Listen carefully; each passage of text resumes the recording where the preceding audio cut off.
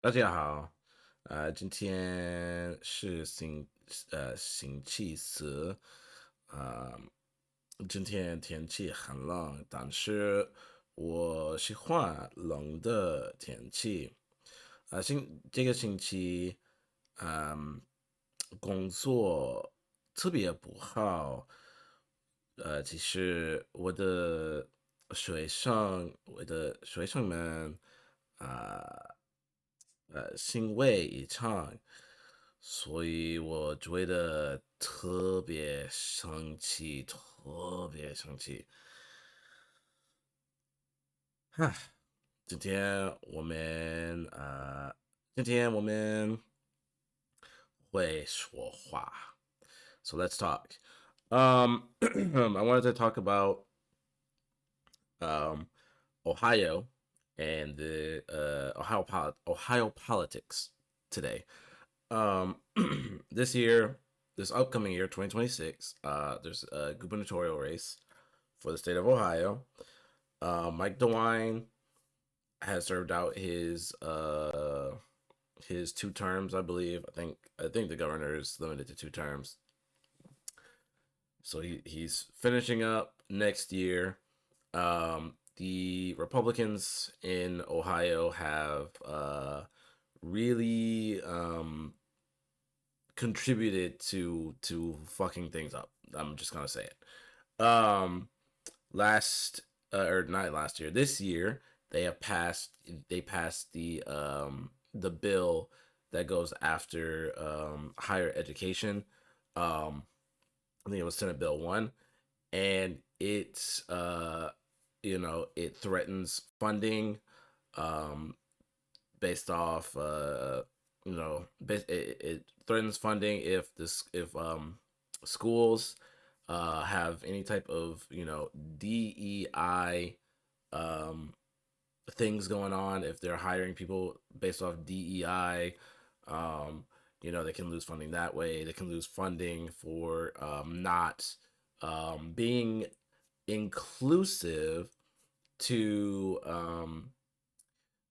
points of view that are, I guess I would say, less popular. So, right wing sentiment, it's not seen as a cool thing on college campuses because, hey,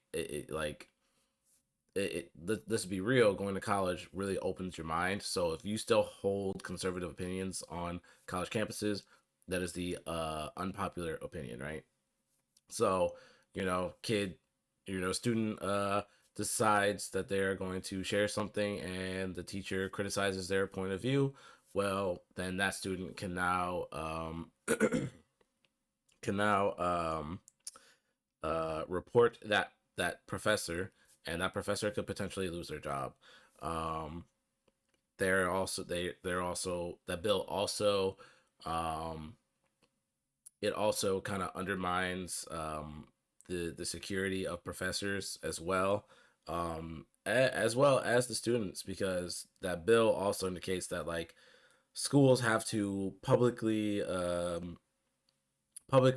provide the syllabi for classes, which can give class location information, the possibility of what's it called office locations of professors. It really brings to question security for staff on college campuses. It does a lot, really just kind of trying to minimize the amount of influence that higher education has on the populace. Um, can't remember the name, but there was someone back during the Reagan administration who said, we're on our way to an educated proletariat, and that is disastrous for us.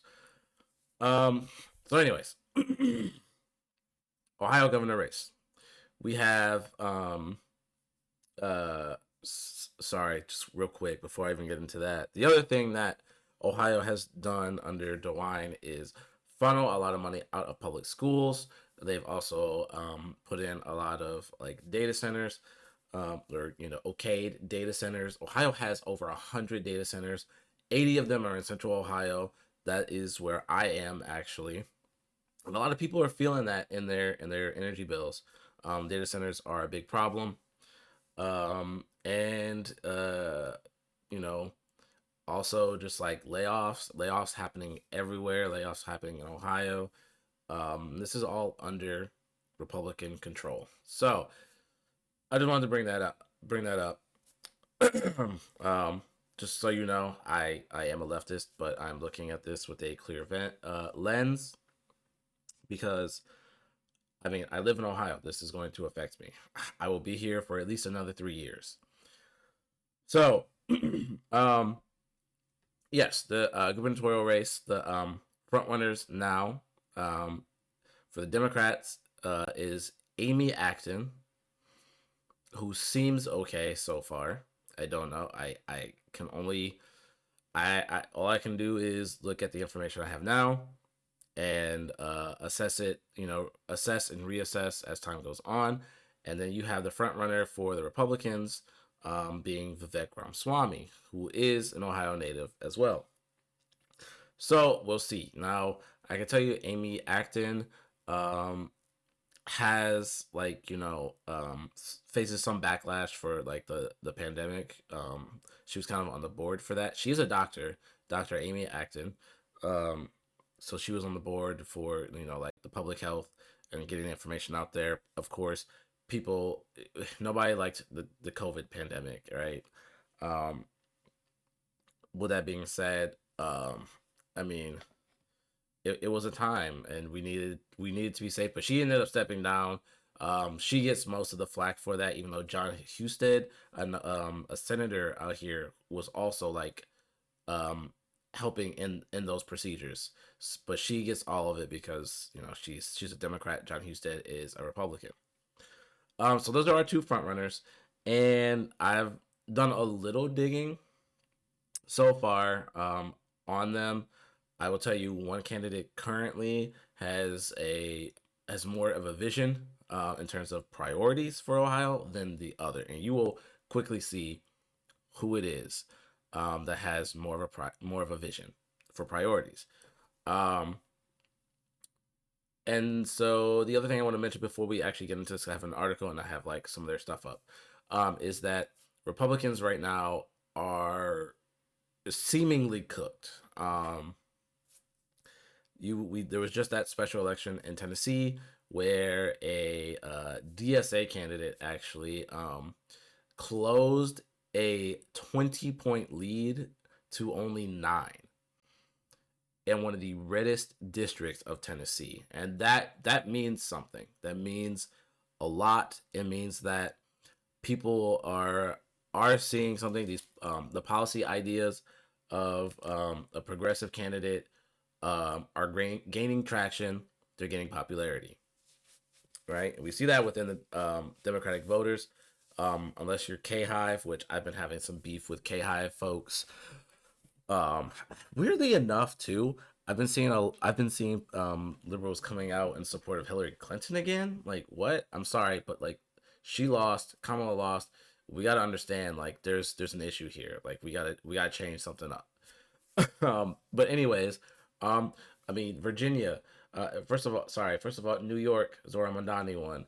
In Virginia, you had Jay Jones, who, God damn it, this man was talking about how he would put a bullet in some Republican's head, 2 bullets.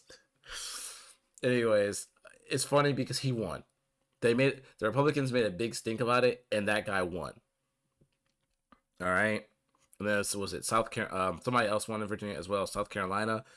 You had the Republican candidate who I can't remember the name right now, running on like, oh, we should not it should not allow trans women into bathrooms and locker rooms or whatever. She's running on that. Meanwhile, the Democratic candidate, who is a moderate, was running on affordability.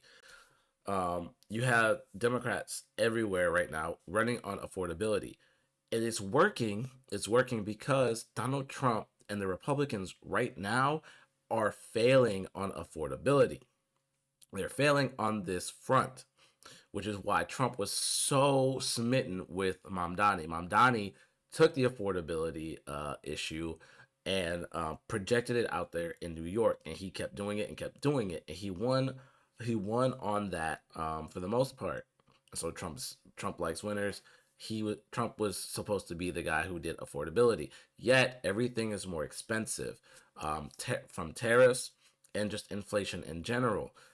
Tariffs are absolutely crippling the American population right now, and they're trying to do like they keep getting IOUs and claiming that they've brought in so much revenue from tariffs. Suspiciously enough, they have not talked about the reduction to the deficit. By the way, they keep saying they've brought in tens of billions of dollars, but they have not said we have reduced the deficit by this much. They have not said that at all because they do not care about the deficit. They increase the deficit every chance that they get by trying to cut taxes. But anyways, the tariff before I'm not going to get into that. The tariffs are a regressive tax on American consumers, um, and so again, prices are going up. People are feeling that in their pockets. Their bills are going up. Their rent is still high. Everything's just too goddamn expensive, and so the Republicans are failing on affordability. Healthcare premiums are about to go up because Republicans they just want to get rid of the ACA. I have my problems with the ACA. I think it's a band-aid solution. It doesn't go far enough. We need just public healthcare in general, Medicare for all, universal healthcare of some sort. That's what we need. People are in medical debt. There's a huge percentage of people in medical debt in this country, and if they had that debt relieved, oh my God, the difference. If you want to talk about the economy, and spending and whatnot, I promise you that if people have less debt, they will, and they'll have more to spend. They'll have more to spend. Just to think of it that way. So the Republicans are failing all around. People don't like the state sanctioned violence against immigrants. They don't like the state sanctioned violence on these both naturalized and American born citizens. People aren't fucking with that. People aren't they're not fucking with uh, um, dismantling the education department. They're not fucking with going to war with Venezuela. People are against all this, and so Democrats are seeing an upswing right now, even though their polling is very low. Um, so the midterms, that's why Trump and the Republicans are in such a panic right now to get ahead of the situation. That's why they were trying to redistrict in Texas, and they're currently on the brink of failing that because they did it in such a vile and disturbing way that even the courts were like, wait a minute, you actually can't do this because like you now do not have um a minority led district, or I can't remember the exact term. I'm not a legal scholar, but it's like you have to have a minority majority district of some sort, and they just completely got away with got rid of it. You can't do that. It goes against the Civil Rights Act. And then on the other side, you have places like Louisiana trying to get rid of desegregation laws. Um, you know, and it's just like, what are we doing here? There's clearly this thing that's happening. We are in fascism right now.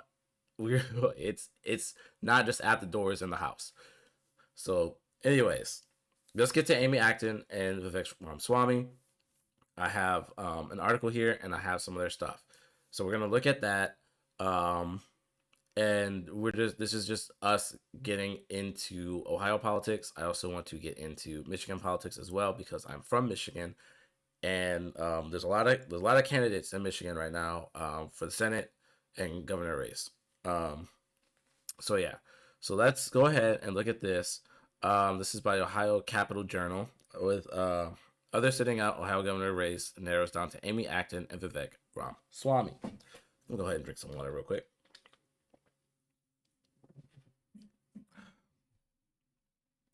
The Ohio governor's race is narrowing as Democrat Dr. Amy Acton gears up for a fight against Republican Vivek Ramaswamy, likely avoiding a costly primary battle. Vivek pretty much got the ride early on, completely endorsed by most Republicans. They want him here. They want him in Ohio for some reason. Um, Most likely because he will back anything. Governor's a weird position because the governor has to really cater to the actual citizens more so than a senator does, right? But but keeping the state red is definitely what the Republicans want and what the Republicans need to continue the Trump administration's agenda. Together, we are going to build an Ohio that we all want to live in, Acton said in an interview on Friday afternoon. Former Congressman Tim Ryan announced this morning that he will not be running for governor. This means Acton will remain the Democratic frontrunner. But for Acton, Friday was just another day on the campaign trail. We asked Acton if Ryan's announcement came as a surprise. People like to create stories and drama, but I can tell you the work that we're doing on the ground every day has been my focus. She is also focused on facing off against Ramaswamy. GOP leader Tony Schroeder said he was never worried about Ramaswamy's chances, but the party would be more prepared to fight Ryan. It kind of just gives away that Amy Acton is a stronger candidate. And also this article came out just like last week. Like I said before, I also just realized I still have something up. Hold on. So as I said before, the there we go. As I said before, Republicans are kind of in a free fall right now. They're losing traction. They're losing ground. They're losing support, and it's showing. So that they're going to go at the 2026 midterms, no holds barred. Like they're going to go all out, I believe. If you look at the special election in Tennessee, Afton Bain, she was like that race was so under the radar, and she closed the gap so much before national attention. After national attention, and I do want to say this, it became national attention because she was closing the gap so much, and so after that came out, it became national attention, and then Republicans went balls to the wall to rally against her. And again, she only lost by 9 points in a deeply, deeply red district. Sorry. So where was I? Our great vice president, then Senator J.D. Vance, showed us a pretty good lesson on how to defeat Tim Ryan, and the playbook was already there, Schroeder said. I think the playbook would be a little different this time. Each candidate is focusing on affordability, but Acton hopes to sway voters by supporting public education and health care. Ramaswamy, from what I have seen, has not said anything about affordability. So I don't know. We'll see going into the future. But again, running as a Republican right now in this climate where Republicans are losing on affordability is gonna hurt. It's gonna hurt him. I'm not gonna lie. That's just the way that I see it going. Ramaswamy hopes to and is succeeding at getting the backing of Ryan's former union support. While the Democrats have spent months fighting to secure their shrinking base, Vivek has been talking to voters of all political persuasions to build an unprecedented coalition of support that includes conservative leaders and farmers to truckers and labor unions, and we're just getting started, Ramaswamy's spokesperson, Connie Luck, said after Ryan's decision was announced. So, this man recently did a TPUSA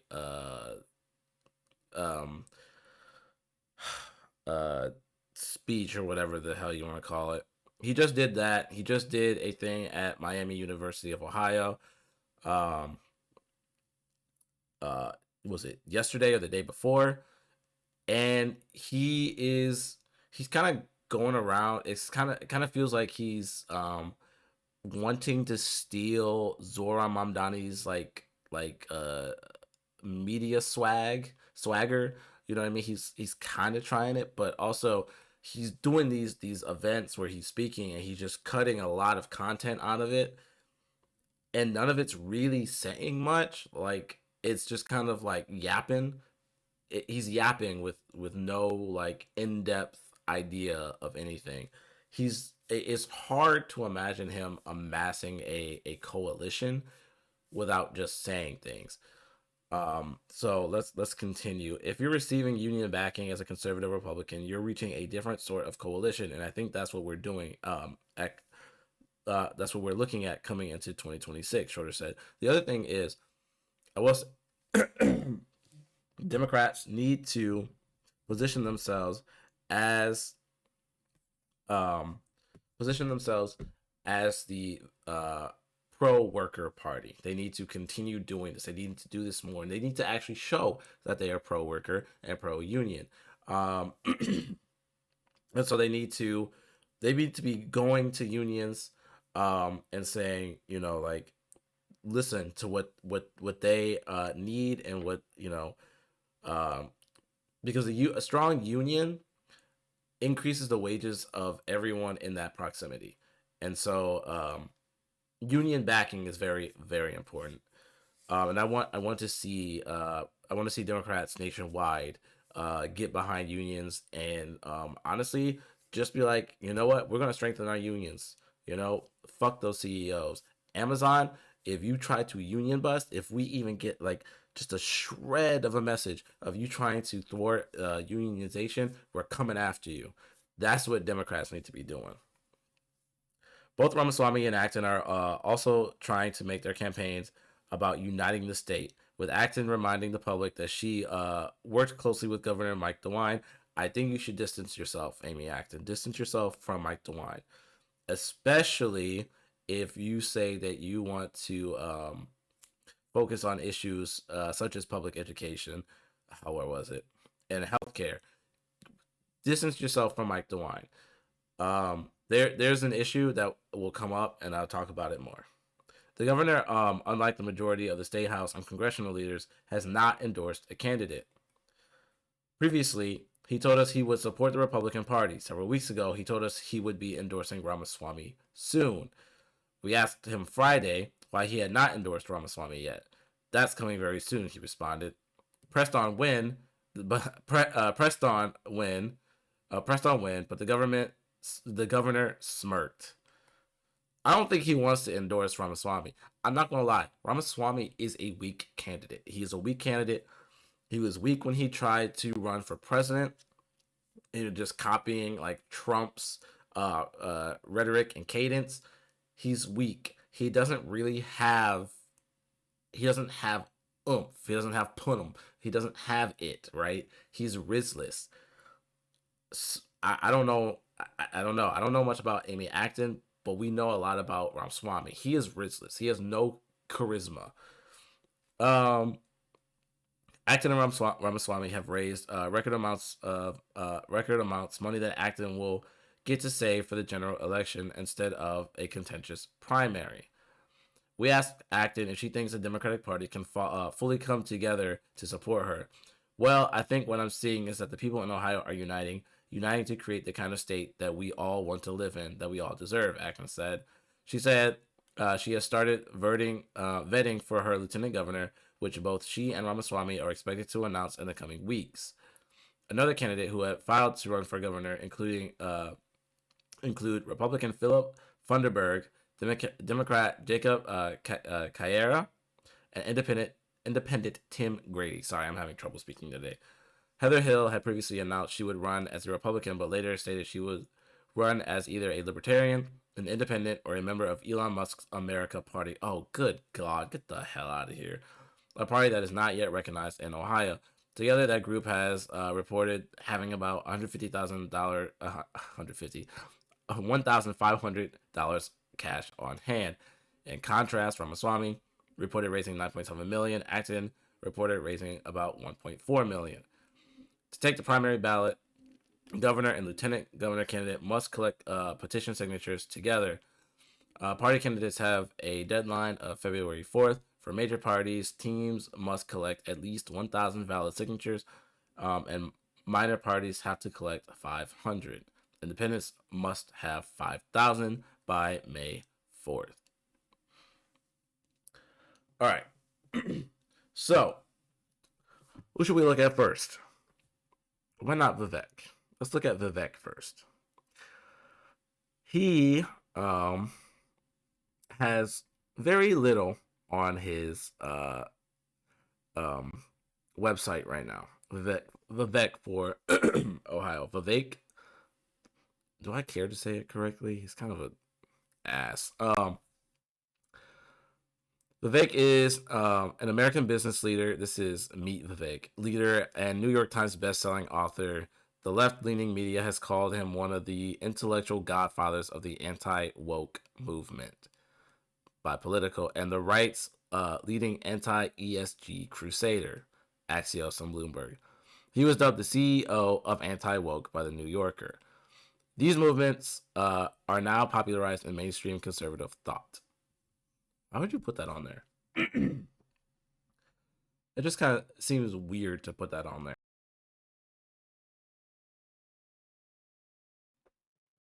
Excuse me. So anyways, you are not going to win by being anti-woke. You're going to need a lot more than just being, anti-woke, whatever the hell that means nowadays. Because really, it's kind of meaning less and less every year in every election cycle. Its peak was like, honestly, 2016. I think no, did it peak at 2016? I feel like it did peak at 2016, being anti-woke, and then it just became absolute homophobia, transphobia after that, right? Like even Trump in 2016 was like pro-trans, right? He was like, yeah, I don't care what bathroom you use, just make sure it's in the Trump hotel, right? um but since then the Republicans have really taken to identity politics and forming out groups, and it's not going to continue working. We saw that in Virginia, we saw that in New York, we saw it in South Carolina. We almost saw it, or we saw remnants of it in the Tennessee special election. Born and raised in Cincinnati, Ohio, he often recounts the sage advice from his father: if you're going to stand out, then you might as well be outstanding. This set the course of his life. A nationally ranked tennis player and valedictorian of his high school, St. Xavier. He went on to graduate summa cum laude in biology from Harvard and received his JD from Yale Law School. Yada yada. Don't need that. Vision for Ohio is what I think is not so much a vision as it is just like looking through blurred lenses. Because what's here? What's here? What's here? He has one full paragraph here.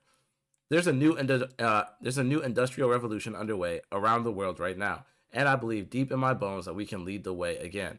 I want Ohio to becoming the leading state in the country to grow a business, the leading state in the country to raise a young family, the leading state in the country for kids to get a world-class education starting from a young age, where they excel in math, reading, writing, and critical thinking, the leading state in the country where we give young people the tools to be victors, not victims, in a global economy, the leading state in the country where we embrace capitalism and meritocracy instead of apologizing for it, the state where we take a hatchet to red tape and regulations, the bleeding edge of innovation in the sectors of the future, from aerospace to AI to semiconductors, the state where patriots across the country pack their bags to flock to instead of Florida and Texas. I want Ohio to become the state of excellence.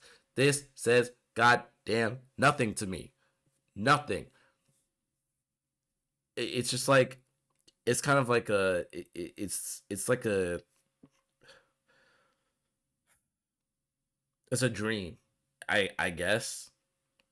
Like, um I don't know. He says uh he wants businesses to grow. What you want small businesses to grow, or do you want large corporations to keep growing? Because large corporations like Amazon, who keeps moving into new places, are literally putting small businesses out of business.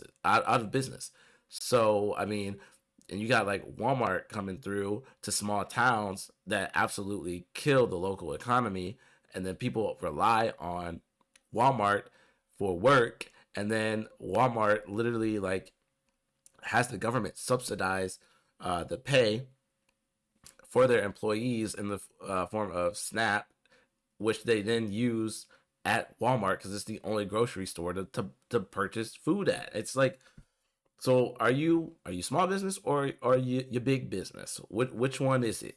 Hmm. Because if you're trying to bring more AI databases, sure that brings some work, but I mean that has its own problem. That has a different problem. But yeah, if you're trying to bring in big businesses that just going to put out small business, then you don't really want to grow businesses.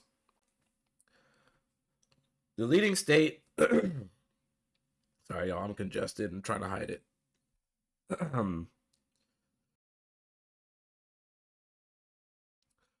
The leading state in the country to raise a young family. Um, I can currently tell you that I mean people raise families here. I don't know. It's not great. The leading state in the country for kids to get a world class education. Yeah, but your party literally has a vendetta against education. What is your proposal for this? He actually hasn't given one yet. It's still early, so I'm sure he will. The only proposal he's given so far is to make like school days longer for parents to, you know, I don't know, work more. Their kids can stay at school longer so that the parents can work more. I guess that's his currently his policy on that. But yeah, there's a war on education. How is anyone supposed to get a world class education anywhere in the country, let alone Ohio, when the Republican Party nationwide is waging war on education, whether it be public education or higher education. Ohio, it specifically has targeted higher education. So what are you gonna do about that? Starting from a young age, yeah, where they excel in math, reading, writing, and critical thinking. Um, yeah, see, someone didn't think critically about writing this. Critical thinking, the lack of critical thinking is a huge problem in this country. Uh, Leading state in the country where we give young people the tools to be victors, not victims. I don't know what that means. I really don't. In a global economy, the leading states, the country where embrace capitalism and meritocracy. Meritocracy does not exist. Um, Capitalism has only hurt people, and more people are coming out against capitalism because of how much it hurts. Now you can say, "Oh, we don't have real capitalism where people are able to build up small businesses because we have corporatism." Corporatism is basically capitalism at its maximal capacity, right? Where corporations are deemed as people and they are able to use capitalism to further, seek profits. Um, it's killing people, literally killing people. But also just making everything shittier. It's making a lot people's lives harder. They're not earning enough. They're barely earning enough to live. A lot of people are not earning enough to live. Homelessness is on the rise in this country, and that's all under capitalism. But yeah, don't tell me that we just haven't tried real capitalism yet. Um, we have, and look where it's gotten us. So that's why we need a different system. We need more regulation. I think somewhere in here he might have said cutting regulation. Oh yeah, red tape and regulation. Well, we take a hatchet to red tape and regulation. Doing that is only going to further harm people. Regulations are there to make sure that people are protected. Consumers need the protection. Otherwise, they're gonna. Otherwise, large corporations are going to walk all over people. Back during the Biden administration, Lena Khan did a great job of going after large businesses and putting billions of dollars back into the hands of American consumers. The CFPB is a huge was a huge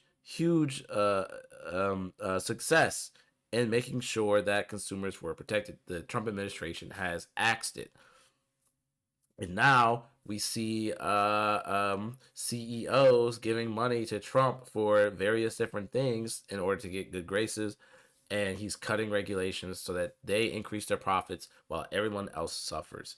The bleeding edge of innovation and the sectors of the future, from aerospace to AI to semiconductors. How are you going to do that, especially when you're cutting education? You need to fund higher education and trade schools as well, and you're going to have to bring people in from around the world who are already trained in these things to come and train American workers to also do this. You have to do that.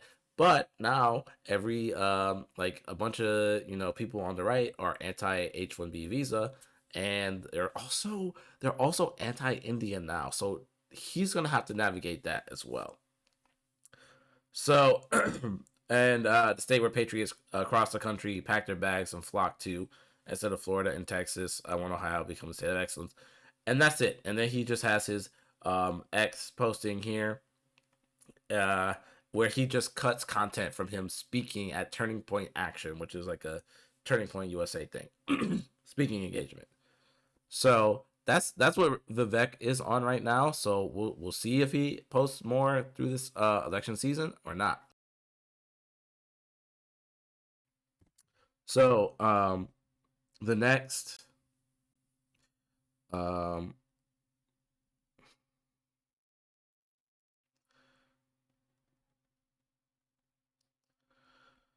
so the next thing to look at is Amy Actons, who has more of a vision than whatever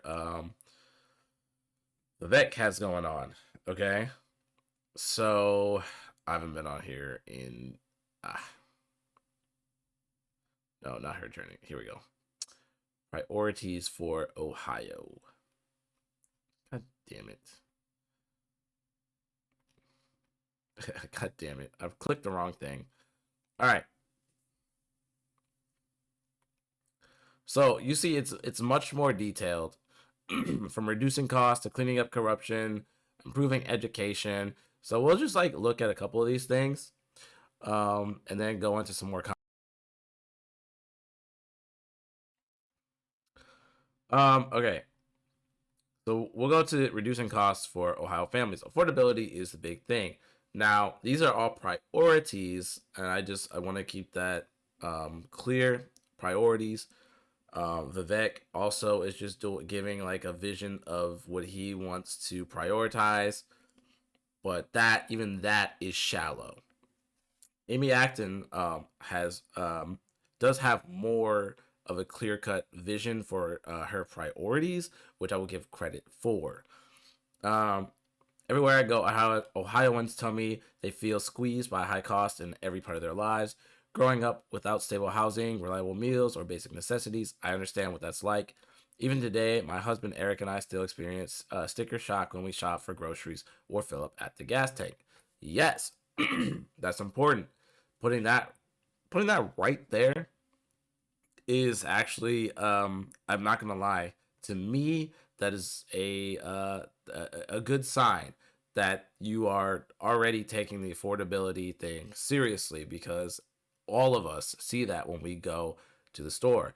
I get so shocked when I look at something that I think is like, oh, so mundane and such a regular thing to buy, and it's like $4 or $5 higher than I thought it would be, and it's like it's crazy. Um, Gas right now is low, but it's also like a low travel season.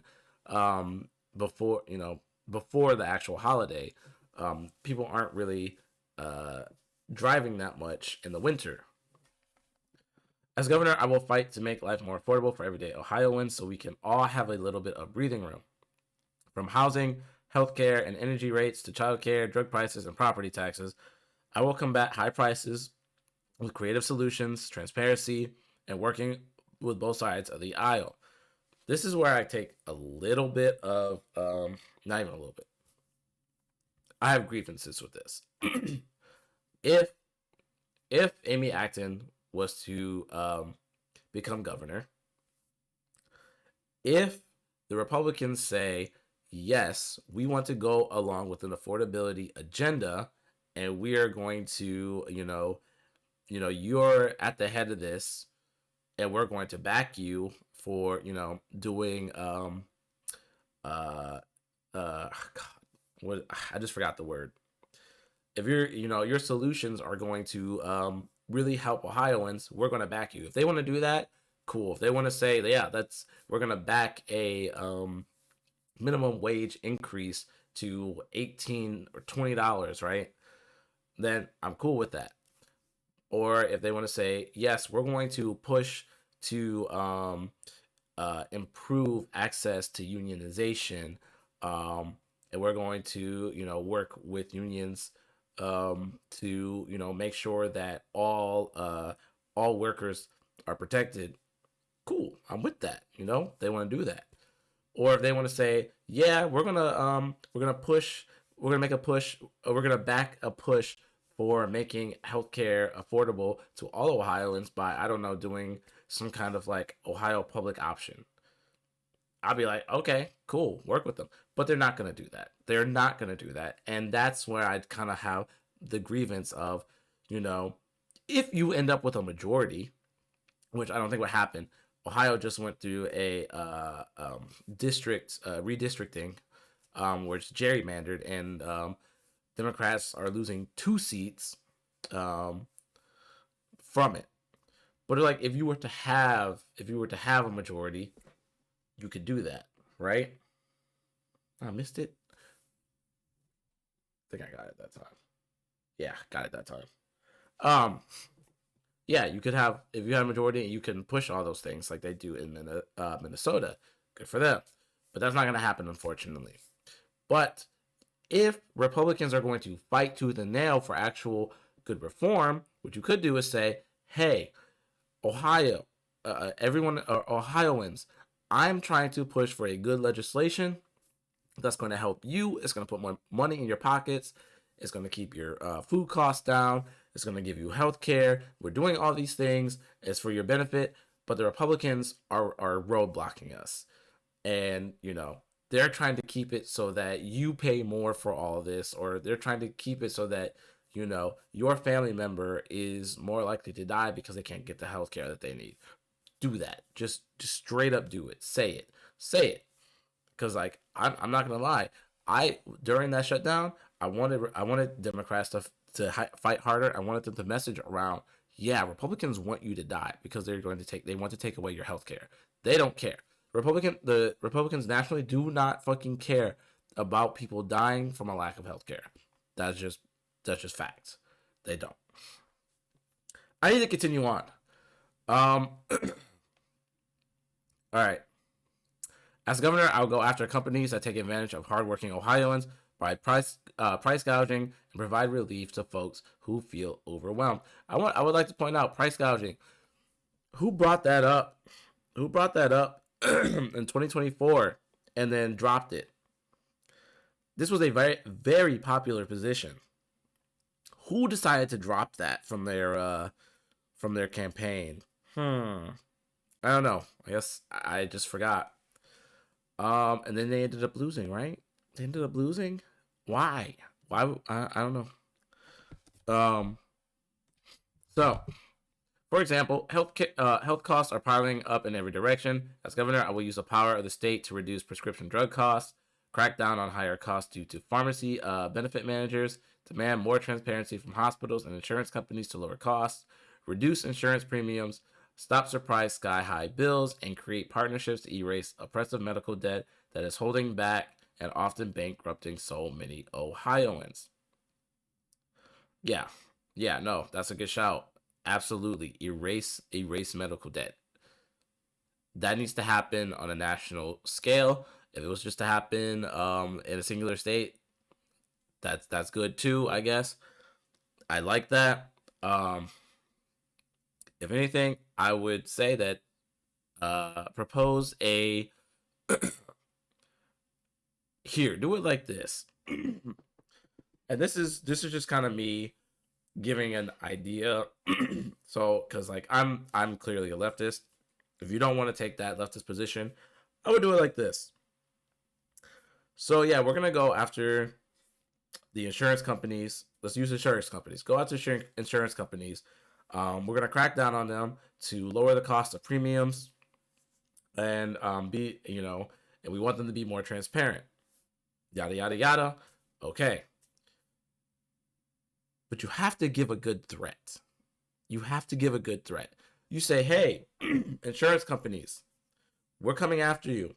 If you're not going to lower your prices, if you're not going to be more transparent, then we're going to take away your rights to provide insurance and we're going to hand it over to the state. The state is now going to provide insurance. You're going to lose all your profit margins and everyone's just going to get health care. As a matter of fact, we're going to seize your assets too. And we're going to put it to that public option. Do that. Just threaten them. Threaten the hell out of them. They will fight back like hell, but who the fuck cares? Look what happened when Luigi Mangione allegedly capped that unlimited United Healthcare CEO. Public fucking support. People don't like the health insurance companies. They don't like them. They don't like health insurance companies. So if they are trying to come after you, use that as some leverage to say, hey, Ohioans, insurance companies are coming after me because they want you to pay an arm and a leg to be able to afford being healthy, to afford living a healthy life, a long, healthy life where you can be with your family. They don't want you to do that. So let's show them at the polls what it means to go against the American people. Do something like that. Just a thought. Just a thought. Let's see. Energy bills are also spiking for too many Ohioans. New data centers are causing bills to increase. And as governor, I will ensure the Ohio consumer and other ratepayers are not the ones shouldering these added costs. Housing costs, as well as costs of food, property taxes, education, other family costs like childcare and elder care are all increasing. Excuse me. Through smart public investments, creative solutions, and transparency, and steps like free school lunch, expanded child tax credit, and expanding the homestead tax exemption, we can alleviate much of this burden. Now, I brought this up earlier. The data centers are all over Ohio. Ohio has like 120 data centers. 80 of them are in central Ohio. And again, people in central people around these data centers are impacted with these higher bills because the data centers are using so much goddamn energy, and on top of that, poisoning water, and also noise pollution. They are a monstrosity. They are a monstrosity for a fucking thing that most people hate, and that's AI. People don't even like AI like that. So why are these big data centers allowed to go up, use up all of this energy, and then people have to pay for that? Why are they not being taxed out the fucking wazoo? And those taxes go to making sure that everyone is able to afford their electric bill. So, another proposal here. Amy Acton. You say, hey, data centers, you're either going to play ball or you're going to get shut down. You're now going to pay high property taxes. You're going to pay more income tax to subsidize the energy bills or whatever the fuck, right? You're going to do that now, or you can get the hell up out of here. Also, probably cut down the amount of them. 120 is way too many data centers. Okay, we don't need data centers. If anything, we can find a way to incentivize people to create jobs um, through small businesses and such. That's like money needs to be put towards that. Subsidize that over these large data centers. Okay. Um, childcare as well. Increase the income tax on, or whatever tax, I can't remember right now, whatever tax, increase it on these large corporations, on CEOs, so that we can fund childcare and elder care. Okay.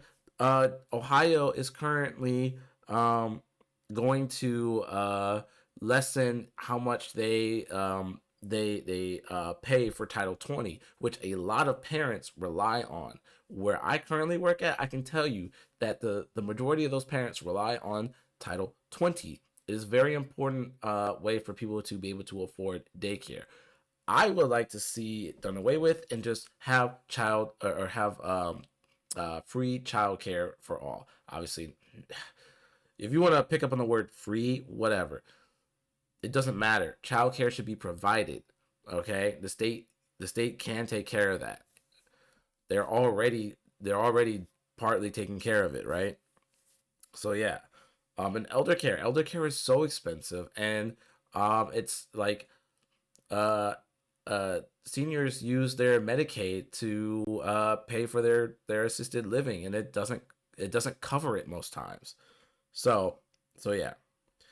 Um, so let's go over improving education real quick. As a kid, public school saved my life, so I know exactly why we owe it to every child in Ohio to ensure we're providing them with the best possible education. I'm proud of the fact that Ohio is one of the states that invented public schools, but in recent decades, reckless privatization schemes and special interest giveaways have led to worse outcomes for our students and plummeting overall ranking. Yes, this is very true. Um, so with the war on education comes the war on public schools. Public schools are not are like the Republicans for the last 5 decades now have gone after public schools as being a place of bad educational outcomes. They're um, they're they're indoctrinating children. They're taking them away. They're ruining the nuclear family. All this stuff. And so what they're turning around to do is, or they're using that to funnel money out of public schools, and then that money then gets funneled into private schools. It gets funneled into charter schools, um, and it worsens the outcome for everyone in the public school system. The public school systems, they say, oh, we spend the most per student or whatever, and our education is bad.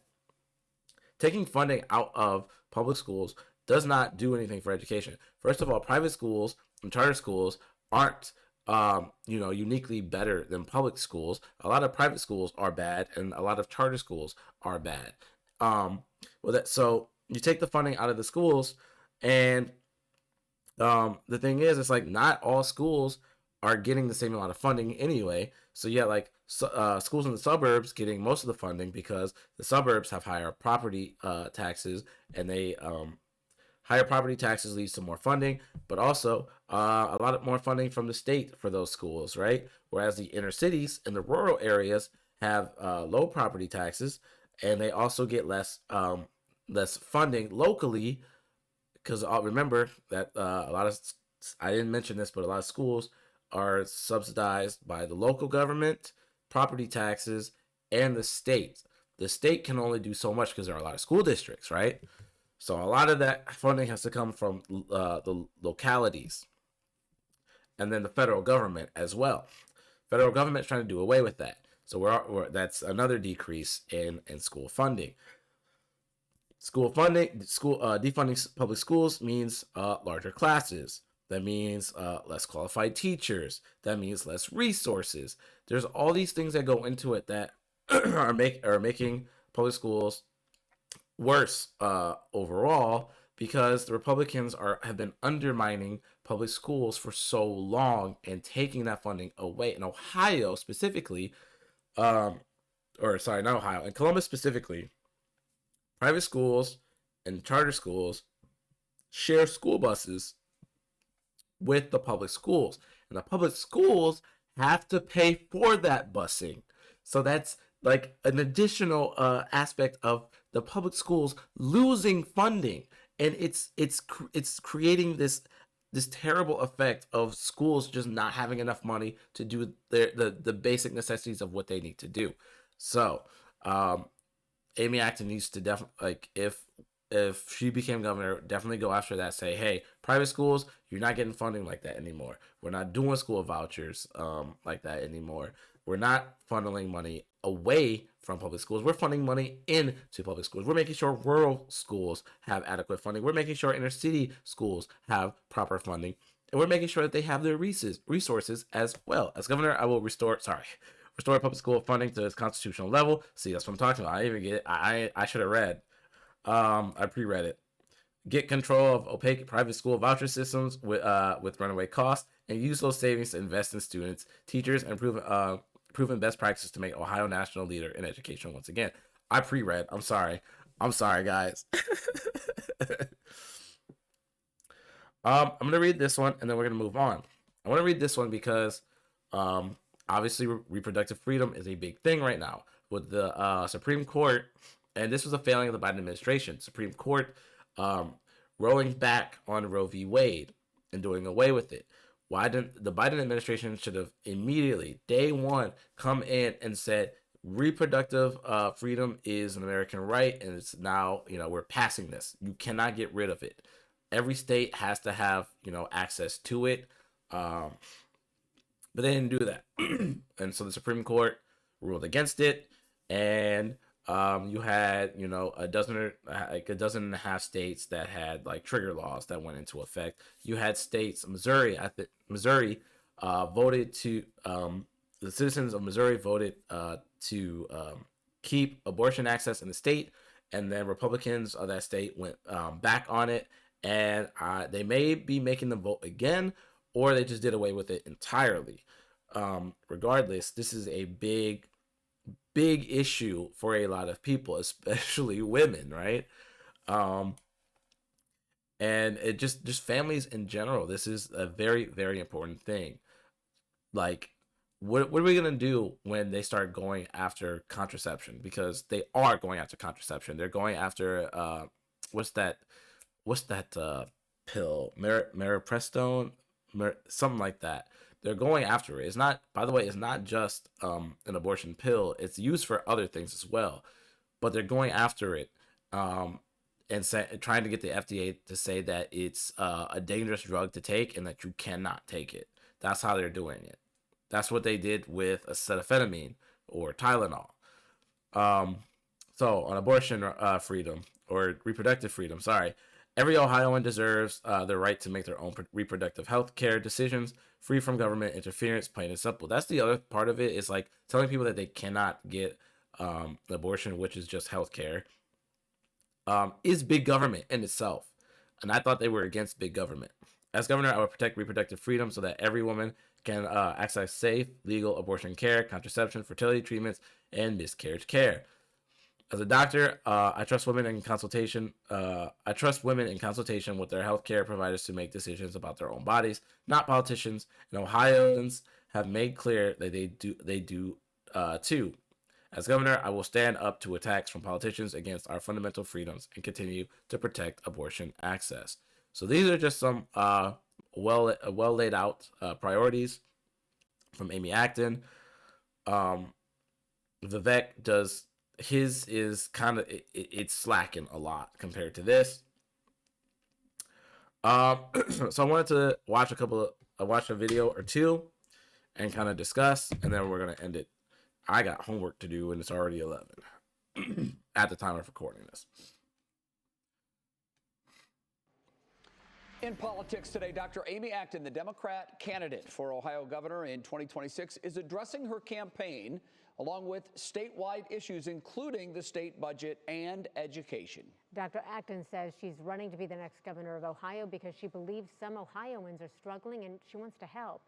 So when asked about some of the issues facing the Buckeye State, Acton specifically addressed funding for public.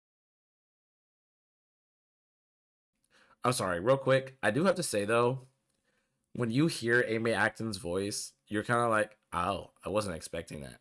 She kind of sounds like she sounds like what a drunk person sounds like. Like, I'm not gonna lie to you. She's got a interesting voice. It's not bad. It's just interesting. Take a listen. Public schools, saying Ohio's youth needs a good quality education. Are they not gonna have her speak? Everywhere I go in Ohio, folks are talking about public schools, whether it's rural, urban, suburban. Public schools are a big part of our way of life. Public schools saved my life as a child, and we are still not funding the bipartisan fair funding proposal. There's all sorts of other things in this budget, taking teachers off their own retirement pension board. This is a travesty. Every child deserves a world-class education. Now to Dr. Acton, she went on to address the ongoing debate over the Cleveland Browns Stadium. Instead of focusing on a new domed stadium, she believes the state should instead focus on tax relief, healthcare, and childcare. Yeah, so that's actually a story that I heard about a little while ago, but didn't follow up on reading about it. They want to dome the Cleveland Stadium, which I think is stupid. Because like, who doesn't like it when when the football players have to play in the rain or snow, right? But yeah, so that's Amy Acton. I told you, she sounds like she sounds like a drunk person. I don't know why. But yes. Maybe her blood alcohol content level or whatever it's called is just kind of like set in stone, and so she sounds like that. I don't know. I'm not hating. I just think it's kind of funny. Poke a little fun, right? But yes, education is absolutely important. I kind of want to go back and re-listen to that. Sorry. Everywhere I go in Ohio, folks are talking about public schools, whether it's rural, urban, suburban. Public schools are a big part of our way of life. Yeah. Public schools saved my life. So yeah, that again, it goes like it said on her website, and like I was talking about, public school is a very, very important aspect of our society. It allows every child to go to school, and we just, for decades now, we've just been slowly funneling money out of the public school system and giving it to private schools and charter schools and in the form of school vouchers. And it's just been devastating on all the students and staff that are still within the public school system. And it's gotten really bad at this point. And it needs to be addressed. So there's not a lot of videos on Amy Acton, unfortunately, that are short. There are some recent ones, but they're longer. And I'm not going to sit here for 26 minutes. I'll have to listen to them by myself and then address the key points later. Vivek Ramaswamy, however, has he's vomiting content out on his YouTube channel, and I've watched some of them, right? So he's used this turning point thing, and he was just blasting it on his Twitter account. Let's see. Let's look at a couple of these because they're really quick, right? Gonna do 1.25 times test speed. Drive here at TRC. So let's see. Playback speed 1.25. Central West Ohio, and this is the hub of where we're seeing the autonomous vehicle revolution play out. Not really in Silicon Valley. That's the front. So, one of the big things to know about him is like he's a real kind of tech bro, kind of like, I mean, his company was like biotech or whatever the fuck, right? And he thinks he can just step into politics and be like, yeah, I'm one of you guys, right? No, You're not. I don't like mind that you have some biotech engineering degree or whatever the hell, or that you started a business that, I mean, I don't know anything about. It might be a little shady. I think it was a little shady or something like that. This guy also was part of Doge, if you remember, trying to cut people off from different um, um, government programs and firing a bunch of people. Remember that, by the way. This is the guy who wants Ohio to become the epicenter of the next tech boom, right? The guy who was like, yeah, I'm gonna be on this. I'm gonna be on Doge, and I'm gonna make sure a bunch of people get fired from their jobs, that kind of thing. Anyways, um, the problem with my mouse. There we go. The problem with a so-called tech boom. I mean, look at Silicon Valley. Everything over in that way is so expensive because of this.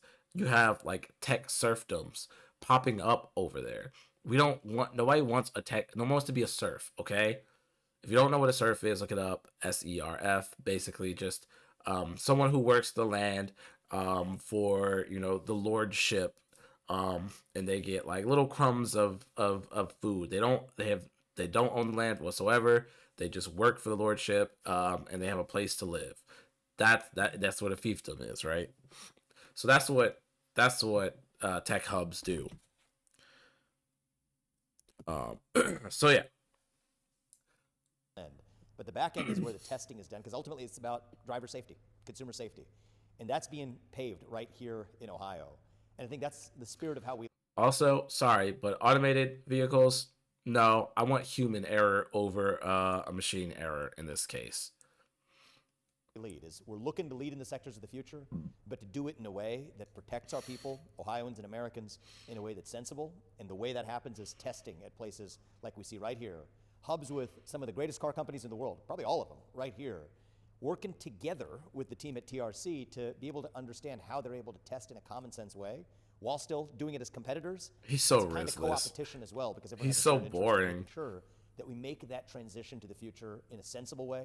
We did in the past from horses and buggies to cars. Now we're about to enter a new revolution. We're already in the middle of it, and I'm proud to see that Ohio is, as usual, at the leading edge. So looking forward to So, like, he didn't say anything in this, by the way. YouTube is shadow banning him. They said that about North Carolina being new Silicon Valley, the VEC 2028.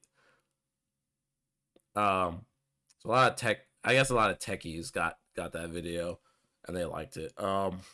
This one had some comments. Thanksgiving in advance. I just finished a tour of the Honda plant here in East Liberty, Ohio, and I hear the same thing I hear all over the state. The toughest thing right now for employers is finding enough workers to fill the open jobs we already have. Especially See, this is what I meant earlier when I said he was like kind of like trying to take Zohran Mamdani's like media swagger, but it's just not working. He's so riskless. The government effectively sent people a bunch of free checks to encourage them to stay home. We need to bring back a culture of the government incentivizing people to work rather than to stay home. It's going to be good for our economy, good for companies moving into Ohio, but also good for those workers to have stable jobs and find our way out of this mental health epidemic we've been in. Those things go together. You know what would help? Raising the fucking wages of these workers. I guarantee you. If you if you are pro working class, you would what's the word? Encourage unionization. You would raise the wages, and you would give people health care as well, because people are going into debt. People can barely afford to pay their mortgage, pay their rent, pay their bills. They can barely afford these things, and it's causing stress. It's causing depression. It's not causing, but it leads to these things. It contributes to these things, and the simple answer is give people a better standard of living. they want to, people should be working less and getting paid more because the productivity is so incredibly high, but wages are not keeping up with that. So if you want to get people off of SNAP, if you want to get people off of other programs, then you need to increase wages. Wages. That is at the heart of the matter. And not only that, but make sure that the work environment is safe and clean, and people aren't getting hurt. Make sure that they can make sure that they're able to go to the doctor and not be put in debt, because debt is another stressor. Hello, I'm just saying. Also, making sure that people are able to take time off when they're sick. Have make it mandatory for workplaces to provide you know, honestly, like 2 weeks worth of sick leave. You never know. Some things happen. Things happen. That's how you deal with that. Let's look at some of these comments on this one. Here's me. Yo, is it just me, or does this man just babble and not say anything of substance? Anyways, let me guess. We will find those workers overseas. So this is where the grilling starts to happen, right? Because remember, Vivek is, and I mentioned this, Vivek is pro H-1B. And look, see, no more immigration, no more visa, no more H-1B. Help Americans. 95% of the job openings don't pay enough for rent and food. That's one that's actually a good comment. The other ones are just xenophobic and racist, right? And here it goes again. How many H-1B visas will you import to Ohio? They don't pay people a living wage. That's another good one. He got cooked in these comments, is what I'm trying to say. Still haven't addressed East Palestine, Ohio. Still poisoned. Companies have been talking out of both sides of their mouths. No one wants to work, but we just laid off 5,000 workers last week to boost our stock price. Getting absolutely cooked in these fucking comments. I need to do a screen recording of this, because these comments, they're about what you would expect from the racist people and the xenophobic people. But then you got people in here like, yeah, they don't pay enough, and they're doing this shit. They're laying people off every year, right? So that's the kind of thing Vivek is doing. There's also one that I really wanted to how to cut energy costs. Yes. All right, I'm This in an is above great. ground coal mine here in And Noble this is County, loud Ohio. as hell, dude. Holy hell, dude. Why are you so We loud? just climbed up this big mountain. The secret to Ohio's energy success is Sorry. baseload. Go back. All right, I'm in an above-ground coal mine here in Noble Above-ground County, coal Ohio. mine. We just climbed up this big mountain. The secret to Ohio's energy success is baseload power generation. And the reason electric bills are so high across the state is that, unfortunately, there has been a war on coal. That was a mistake. Yeah, that's the reason. There's a war on coal. Your energy prices are high because there's a war on coal, not because we've let 120 fucking giant big ass giant data centers into your neighborhood that's using up all the power, and you have to pay extra for it. It's not your energy costs aren't higher because we have a private company who is going to raise rates every year to further drive profit margins. That it's coal, guys. We need to just bring back coal so that we can have lower energy costs. It's coal, guys. Okay, cool, man. Yeah, start burning more coal. What's gonna happen? The goddamn energy companies are still gonna charge an arm and a leg. The data centers are still gonna be there, and they're still gonna drive up costs. God, dude. And we have to end that war now, not just by using coal and our natural resources, but also turning to natural gas in addition. The truth is, fossil fuels are a requirement for human flourishing. It's just the hard. He's like, yep. Also, let's make sure that Exxon is allowed to, put a natural gas pipe through your lands, only for it to leak and poison your crops or whatever the fuck, right? Totally a good solution, man. Totally a good solution. Fact. The sooner we own up to that and accept it and embrace it, the more successful we're going to be as a state, the more we bring down those electric bills and energy costs for Ohioans, and the more we power that manufacturing boom that we bring to our state, because there's no manufacturing dominance without energy dominance. They're two sides of the same coin. These are some of the greatest workers I've met in my tour today. These are the people who power Yeah, no, but like again, he's not getting to the root of the problem. It's not that we're not burning enough coal. It's not that we're not producing enough natural gas. We have these gas lines. We have where we're burning coal. We're doing all these things to make energy, but the fucking companies, the privatized companies are increasing rates all the goddamn time. And it's a big problem. And on top of that, again, the data centers. So if you want to get to the root of the problem, that's where you need to fucking start. It's not that we're not burning enough coal and pumping up enough natural gas. It's the two things that I said prior. What are these comments? It's not about promoting a single energy source. It's not unnecessarily restricting any energy source that meets the demand of Ohioans. Huh? I don't know what that means. The destruction of coal was not a mistake. It was a deliberate action by nefarious forces.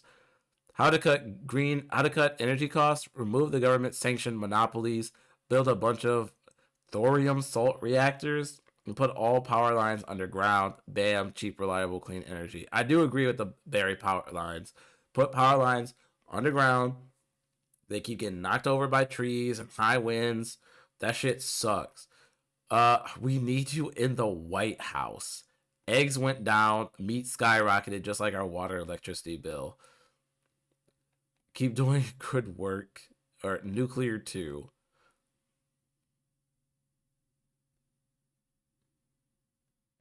Beautiful coal. The stairway to an even richer and cleaner energy future. Energy delayed is prosperity denied. That's stupid.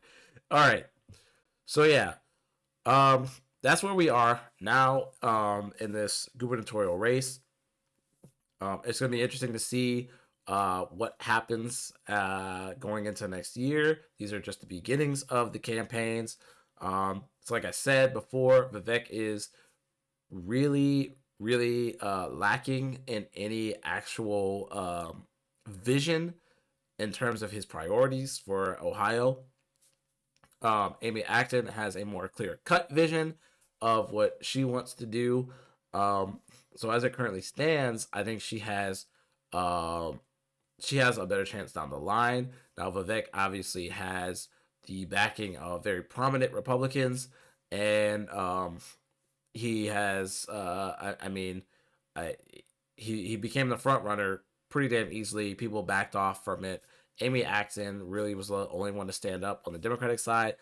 I'd never heard of her. I'm guessing a lot of people don't even remember who she is or know who she is in general. Now they each do have some union backings. So we're just gonna have to see who goes ahead. If anything, like obviously, as a leftist, I'm gonna need Amy Acton to stand on principle and message very, very well. So, anyways, that's it from me, guys. I gotta go do some homework. Take care.